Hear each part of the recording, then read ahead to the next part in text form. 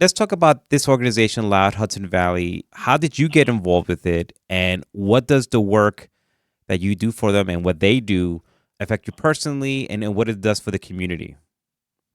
Awesome. Yeah. So myself and another partner of mine, her name is Alessandra Gonzalez. She's a local artist and singer right here in the Hudson Valley. We founded this organization about 2 years ago.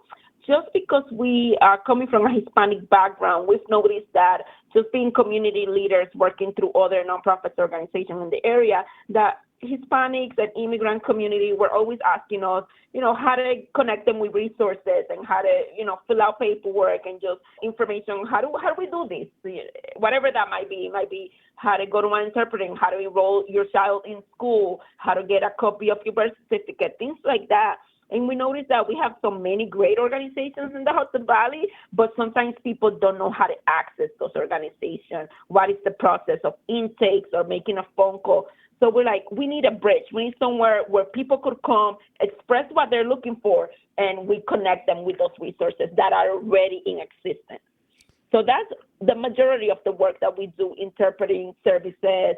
We do advocacy, so we accompany people that need interpretation services to schools, IEP meetings, for example, or domestic violence situations where we have advocates that could go with you and accompany you to court, immigration services. So those are the kind of things that we do on a daily basis. But then broader than that, our mission is to connect people with the local resources, educate them, empower them, and, help them reach their full potential. That's in a nutshell what our vision is. And now, especially what things are going on with the current administration and immigration and ICE raids, I just saw recently Laval, so who Maria Floria, posted that there was an ICE raid recently in Kingston. So Absolutely. Yesterday. yeah, so I just want to talk about if we could talk about that and sort of the challenges that you and the community face in connection with immigration and ICE. And I hear the stories nationally, and I want to just hear the stories and locally, like exactly how the community is feeling and sort of the experiences you have faced or you have seen with immigration and ICE. Yeah, the community is very fearful right now. They are very afraid. There are parents not sending their children to school, people not being able to go to work in the morning. The community is very afraid. And we right now have to rally around that. We do are part of cycle of local groups on WhatsApp groups and Facebook groups where when we get those notices that ICE is around, we try to send it out as many people as we do it in a discreet way too, because another thing I want to mention is that we never want to cause panic. Hmm. So unless that I know for sure from a city or police official, or I know from a trusted source that it is indeed true that ICE is around, I try not to post it or not disseminate the information, because we also don't want to cause panic, and that affects people day to day, knowing that you're going to go to work in the morning and you don't know if you're coming home. That's extended trauma, that's extended PTSD, and we don't know. We probably won't know the full effects of what these ICE raids are doing to the immigrant community, probably for a couple of years. Yeah, just a thought, just that alone, that there was a time that someone who's in Latina community can walk out of the home and not be afraid that they're going to be rounded up or go to work and not be able to come home because their workplace got raided. It's, and you said the long term effects of that, of the mental stress for that, the not knowing what's going on. You almost feel like there was a story I heard on NPR recently. This woman who got adopted from Nicaragua. She's been a citizen since 14 years old. She was in her 50s, married, two kids, walking home from work. And she says that supposedly she got harassed by two ICE agents who didn't identify themselves. And basically they were saying, you don't look like a citizen because the way she Yeah. looks and because she have an accent. And when the reporter asked her, how did that feel? And I teared up in the car driving to work because she's crying, saying that I feel like I don't belong here now. And that has to be just a horrible feeling because you made this country your home, and you believe in the quote unquote American dream, whatever that means now, to better yourself, better your family, and that sort of experience or that identity has been ripped away from you. And I just want to hear from you and your experience as being a Latina in Ulster County and being in America now. How do you feel walking around and sort of seeing what's going on? It's very disheartening. My parents are immigrants. I'm an immigrant. I came here at the age of 12 years old, and I couldn't even imagine a world where my parents just wanted to come and give us a better opportunity, a better life. That's all the immigrant community is trying to do. They're escaping violence back in their home countries. They're escaping poverty, instability, hunger in some cases, and they just want to give their kids the best opportunity.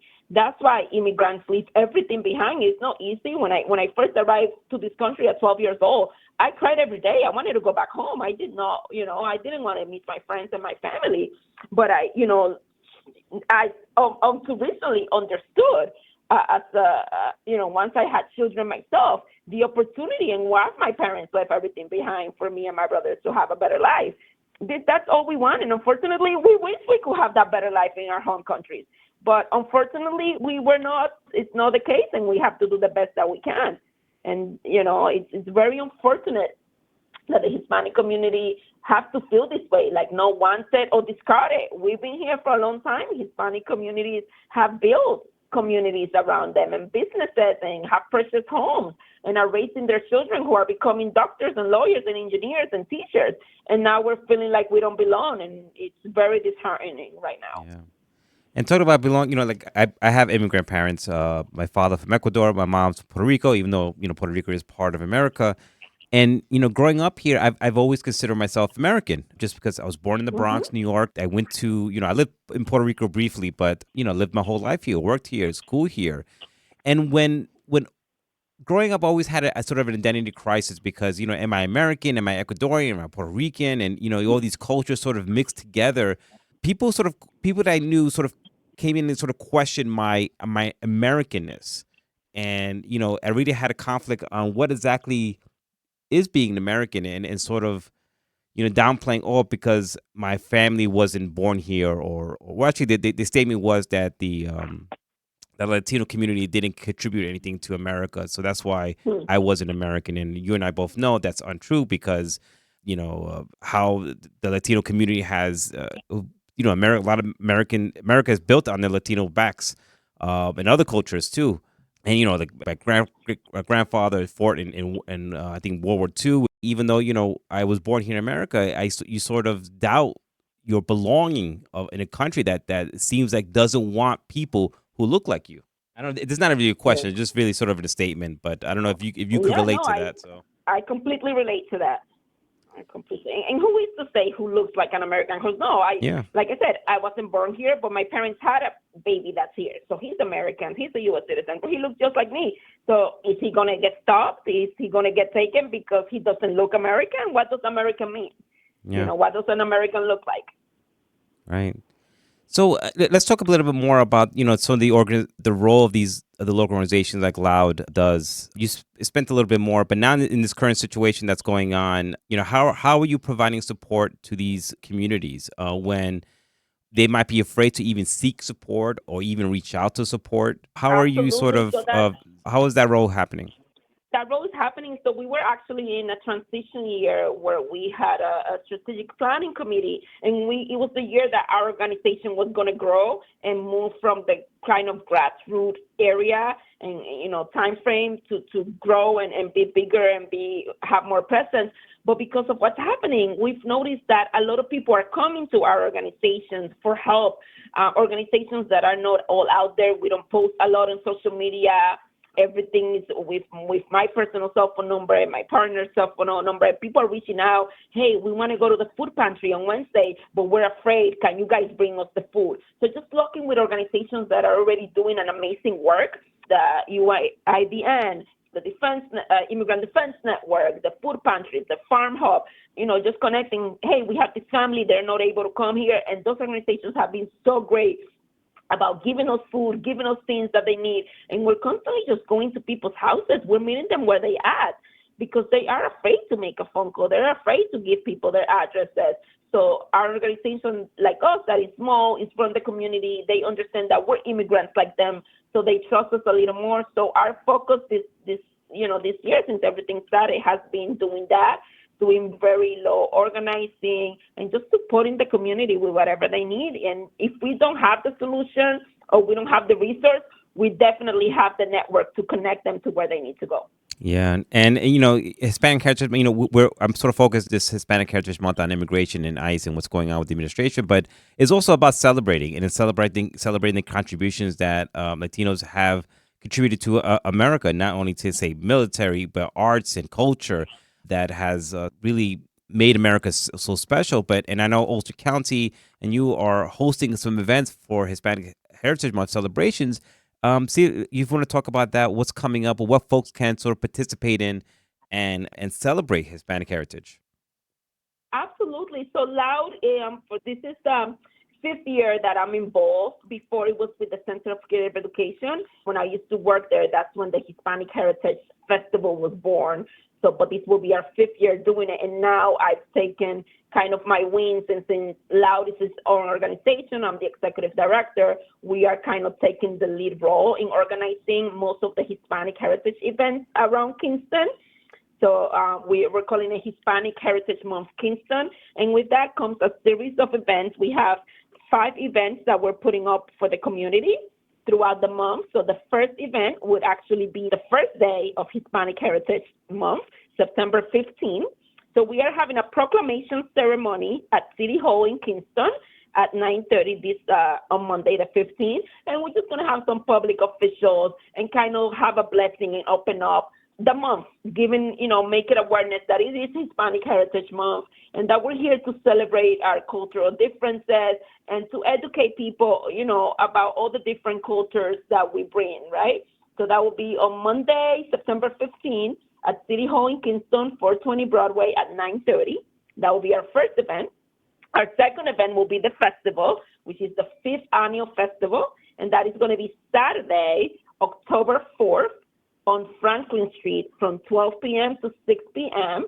And like I said, this will be the 5th year, so there's some great, amazing acts that are going to be performers, bands. So, anybody that comes is going to have a really good time. It's a block party style, so we close down about 3 city blocks, and we have all kinds of vendors, resource tables, food trucks, and amazing bands.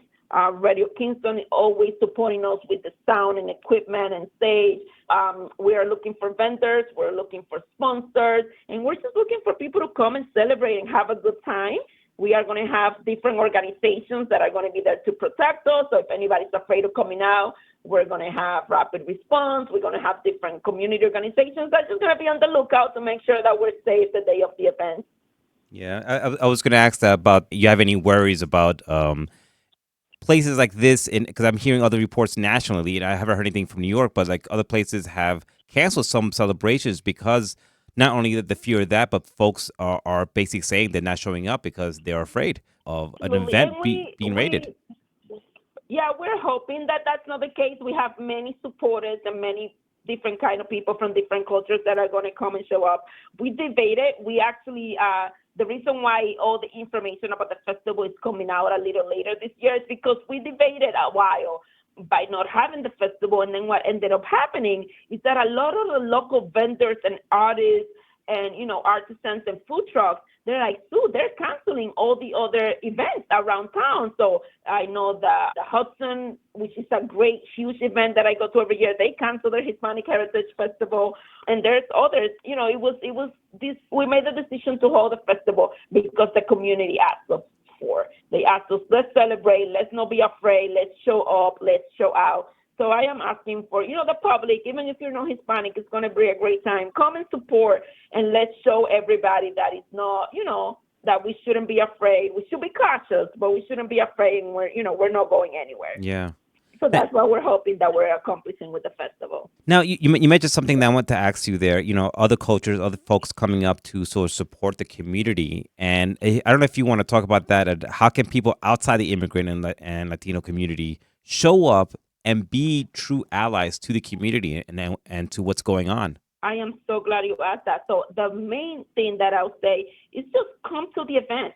Come to the event, buy from those food trucks, buy from the local vendors that are coming to sell their art and to sell the things that they made by hand. Bring your kids to the kids corner. Support that, that person that has a business, that has a bounce house and face painting and all that stuff. That's the best way that they could come and support and be our allies in this. come and purchase something, talk to the people, learn, and come and dance and just have a good time.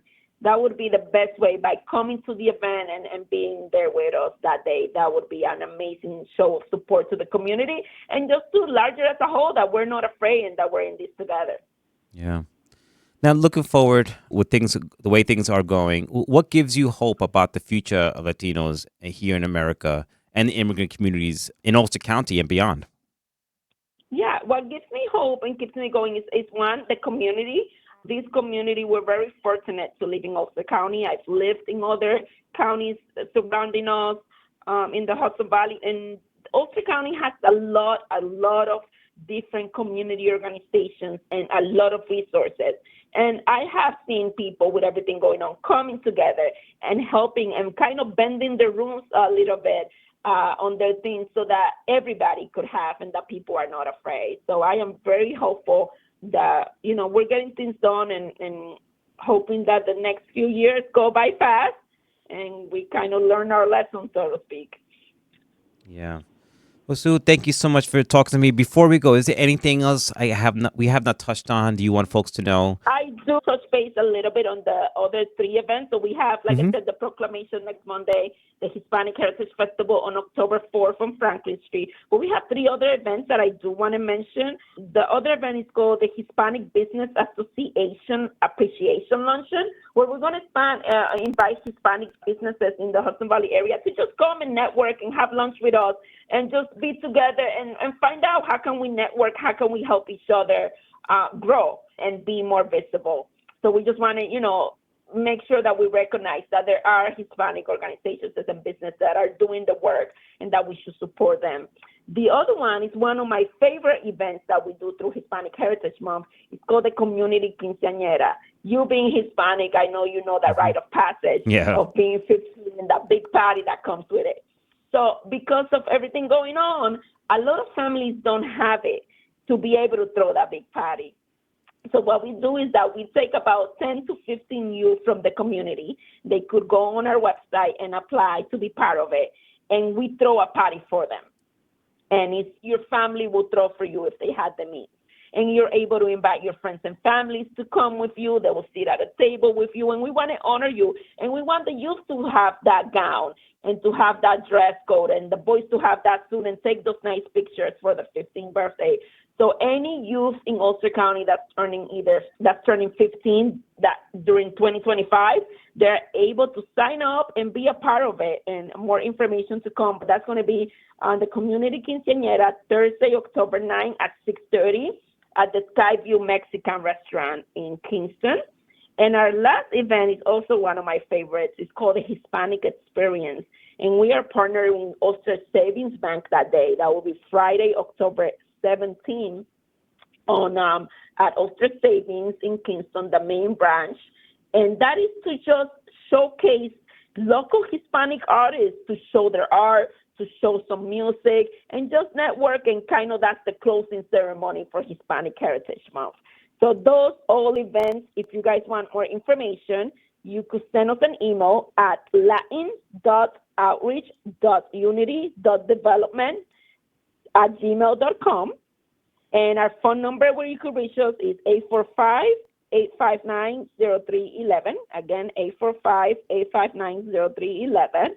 And we could offer you more information, and everybody should be looking at social media and around town for all the posters and flyers regarding all the Hispanic Heritage Month events. All these celebrations are happening, and Ulster County sort of are on board, because I'm seeing other counties may not do things like this. And that's really great that Ulster County is showing up in that way. We have great support from the city of Kingston, allowing us to have the permits and providing the safety resources and all the infrastructure that comes for having all these great events. So we're very grateful to the city and the county for the support with all these events. Sue, thank you so much for talking to me. I do really appreciate it for Hispanic Heritage Month. I think it's very important, more important than ever, I think, for voices like you to be heard, and to and also to do these celebrations. As I said, even though there are dark times that's happening now for the Latino community, this also a month is about celebration. And I'm really glad that Ulster County and Kingston is doing that. So thank you again so much for this. I do really appreciate it.